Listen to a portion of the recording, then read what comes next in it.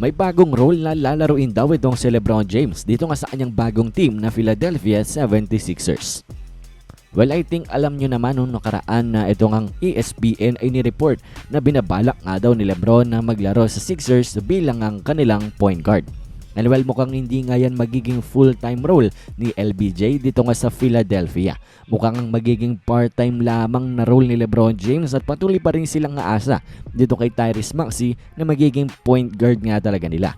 Nang dahil sa podcast nga neto ni Rich Paul, ang agent neto ni LeBron James ay minention niya nga ang panibagong role na maaring laruin neto nga ni LeBron James dito sa kanyang bagong team na Sixers. Pakinggan natin ang mga sinabi niya.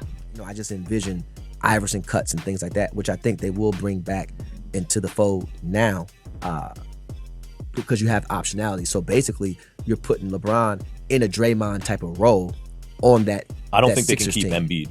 Well, dito nga sa isang segment sa podcast na ito nga ni Rich Paul ay kanyang na-mention na itong si LeBron James playing the Draymond Green role sa team ng Golden State Warriors.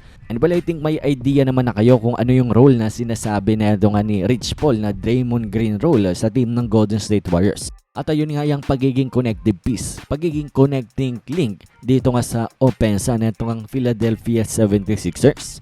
And basically, sinasabi nga dito ni Rich Paul na itong si LBJ ay maglalaro ng off-ball. Maglalaro off-ball mula kay Tyrese Maxey pati na rin kala Joel Embiid. Siguro makikita natin si LeBron James cutting off-ball more often. Tapos diving in the paint. Kasi papasa nila Embiid pati na rin nila Maxey. And then maybe LeBron can score or play big sa kanya ring ibang mga teammates. So, bali nga ayon sa mga report na atin ngang nabasa na itong si LeBron will play point guard tapos si LeBron will play the Draymond Green role sa Sixers ay itong si LeBron James is willing to do anything para nga matulungan ang kanyang panibagong team na Philadelphia. Kahit anong role na ibigay sa kanya nito ni Nick Nurse ay kanyang lalaruin nga yan para nga lang makadulong dito nga sa kanyang bagong team. And actually parang ganyan na rin naman na yung role na ito nga ni LBJ with the LA Lakers. Kaso ang dilema lang ni LeBron James doon ay hindi title contenders ang team ng Los Angeles Lakers compared nga dito sa Philadelphia 76ers.